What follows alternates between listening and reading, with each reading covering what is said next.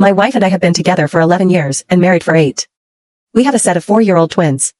Our relationship, the last 3 years, has been spectacular. We spend at least one night a week together on a date, sex is regular, we discuss everything, have long intimate conversations, and financially we are hitting full stride, both of us have growing careers. It wasn't always this good, but never has been bad either. We have grown up together.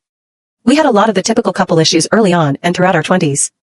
But each challenge just seemed to bring us closer in the end. That's what makes what I found out 2 days ago so much more devastating. My wife has been cheating on me. Every June, my wife and her best friend, Scarlett, take a girls' trip. It's been a tradition they've done since they were 18. It's nothing crazy, they usually just pick a nearby touristy town and spend the weekend shopping, or laying by a pool, or doing spa treatments. Nothing too over the top. She has this year's trip already booked and it's in just a couple of weeks. The other day, I was looking at our bank account app, and it wanted some mandatory info verification for privacy's sake. I clicked the button and it went into 2-step authorization. Clicked OK, and it said it had to send me a code via text, but it's my wife's phone, tied to the account. I begrudgingly got up and went and found her phone. I would normally ask, but she was napping and I didn't want to wake her. I picked the phone up and hit for the code to unlock since it obviously wasn't going to recognize my face. I know the PIN, it's the same thing she uses for everything. Once unlocked, she has Snapchat open, and there's a message from her BFF in the chat. It says, "Are you really going to go through with it?" A sense of dread washed over me. I really had no reason to feel this way, but something about the question just felt so off. I thought hard about how my wife would respond, and typed back, "Why wouldn't I?" Scarlett responded, "I'm just saying, 2 guys at once is pretty intense." My heart dropped, I couldn't believe what I was seeing. Knowing I couldn't keep the charade up, I stopped responding and began looking through the snaps. There were 2 guys I vaguely recognized as being from my wife's past.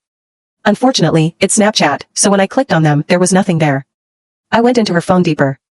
Nothing in her texts or email. I looked through an oddly named folder, and in it is WhatsApp. Here are the messages I was looking for. Her messaging with her old HS boyfriend, Donald 31M, making plans for their upcoming girls' trip. No smoking gun, no sexts or pics, but definitely flirty. Definitely making plans to meet at the hotel, and definitely planning on him bringing his college roommate, who was also my wife's second boyfriend, John, 32M. I couldn't believe she would do this. I was also wondering how long this has been going on. There are not a lot of messages, but I could tell that this won't be the first time Donald has joined her on the girls' trip. I knew since Scarlett would figure out that I sent that last response, I had to confront my wife when she awoke. When she finally awoke, some grueling 45 minutes later, she immediately picked up her phone. She didn't even notice me sitting in the chair in the corner of our room. After looking at her snaps, and sending a few back to Scarlett, she finally put 2 and 2 together and realized I had been on her phone. She looked over and finally noticed my presence. Her first words, said in a very aggravated tone, were, "Did you go through my phone?" Before I could even get a word out, she starts laying into me about invasion of privacy. I became immediately engaged. How dare she blame me for anything? I tell her I know she is cheating, that she's talking to Donald and John, and that her and Scarlett's trip is just a cover. At first, she tries to deny everything. Tries to gaslight me. Telling me I'm reading too much into the messages, that she is just catching up with old friends and knew I would act like this, that's why she didn't tell me they were going to get lunch. It was all bullshit. I got so mad, this whole thing devolved into just screaming and yelling. I told her I wanted a divorce, and she said, "Really, you're going to throw away over 10 years over a couple of nothing texts?"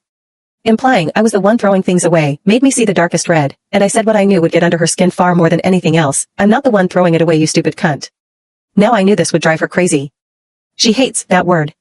She even gets upset when TV characters say it. I've never seen her that mad, but it worked. She totally flipped and screamed at me that she does this for us. I was mind blown by that statement, but she wasn't done. I'm paraphrasing from memory, but basically she just ragingly started spouting off everything. "Why do you think our relationship gets better every fucking year? I deserve this. It's my free weekend, it lets me handle all the bullshit from the year, resets me. If you can't understand that, that's your problem. So fucking what if I'm crossing some lines? Are you not fucking happy? We have it great, and all it costs is me getting 1 weekend a year off." At this point, she softened a little, but kept a stern tone. "I get it, your pride is hurt, but it has nothing to do with you, this is for me. You can have a great life, I just need this once a year, and you need to make peace with that. We have a good thing going, don't fuck it up, because you're mad now." I couldn't believe what I heard. I felt literally woozy in that moment. My chest tightened. This woman was out of her mind. I didn't say a word.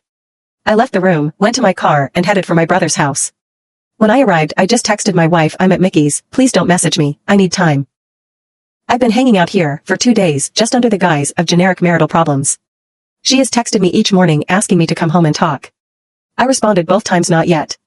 I don't know what to do, I've never been hurt so badly, or so callously.